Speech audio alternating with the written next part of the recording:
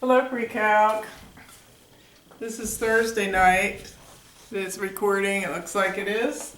And that would mean that it is the 17th.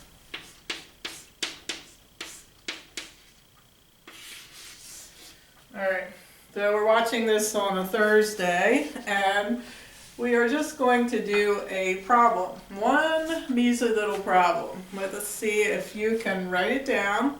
I'll read it slowly.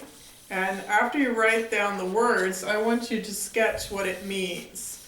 So you can take a few seconds to do that. A tree grows 4 degrees from the vertical. At a point 35 meters from the base of the tree, the angle of elevation to the tree top is 25 degrees. What is the height of the tree? Would you please sketch what is known and indicate on your sketch what is unknown? And we'll talk about it. So I'm going to move the camera angle a little bit. You take care of that. If you need more time, go ahead and pause. Alright, so the problem might be out of view, I'm not sure, but I have some board space anyway. So a tree would grow, in a perfect world, the tree would grow vertically, but this tree has been grown, has changed its angle of growth 4 degrees from the vertical. So you might have leaned your tree the other way, so that's fine. So it doesn't matter as long as it's 4 degrees from the vertical. Now it says that we're going to go from the base of the tree 35 meters. So I'm going to go this way, 35 meters. And then I have a spot that it mentions. So it says at a point 35 meters away from the base of the tree, the angle of elevation to the top of the tree, looks like a Dr. Seuss tree, we have 25 degrees. An angle of elevation is always from the horizontal upwards toward whatever is in the problem, in this case the tree top. So that's 25 degrees. What is the height of the tree? I would put an H there, but Mr. DeBloom doesn't like that because he says it looks like hypotenuse, and this is not a right triangle.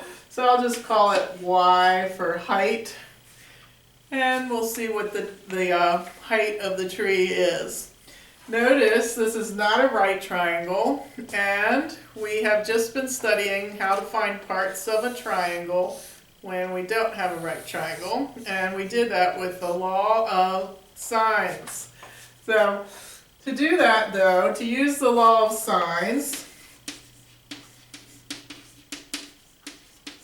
we're going to need a pair, and that pair is going to come from an angle and the side opposite. Well, it doesn't seem like I know this pair, or this pair, or this pair. But if I look closer, I do actually know this angle. Can you get it? If this little piece from the vertical is 4, what would this whole angle be? The answer is, well, I have a right angle from the vertical, and then I have a lean of 4 in addition, so it's a 90 plus a 4. So this whole angle here is 94. Now, if I know 25 and 94, I can easily get that angle. So it's 180 minus 25 minus 94. And when I tap that out, I got 63. So 63 is this angle. So initially when I looked at the picture, I didn't have a pair, but I could easily get to a point where I did. So now we have a pair, and it's the 63, and the side opposite is 35. When you have what I call a pair, an angle and the side opposite, you can use the law of sines. So we have A over sine A equals B over sine B equals C over sine C, but we only use 2 ratios at once, one proportion. So let's use the one we know. We know 35, so I'm going to call that A. This is little a. And we can work on the one that we need to know is Y and 25. So I'll call that little b. Y is B, and this is big B. So I'm marking those so I can put them into my formula easily.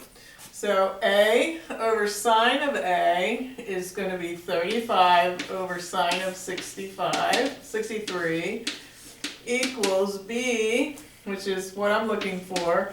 I could have called the height B, I should have. So one of these days I'll get it right. Over sine of 25. Alright, so I took two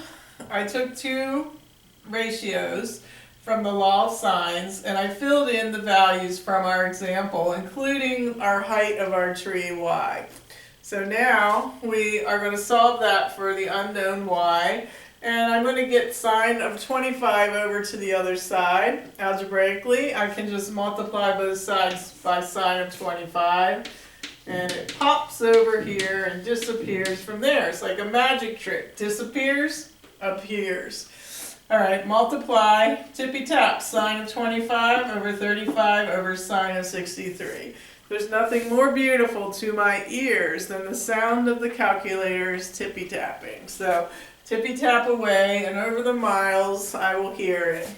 Sine of 25 times 35 divided by sine of 63, I got 15.35 meters.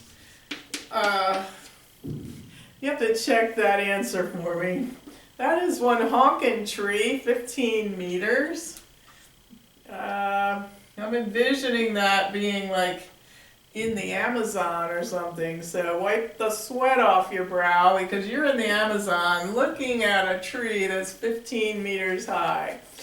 Alright, so our Dr. Seuss tree is 15.35 meters high. And this is an example of using the law of sines in a real life problem. So we'll be practicing some more of those, but they really aren't any different than this. You draw what you know and use the law of sines to find out what you don't know. Alright, so that's it for tonight. So enjoy the rest of your Thursday night, and we'll be in for one more math class before the break. So we'll see you then. Goodbye.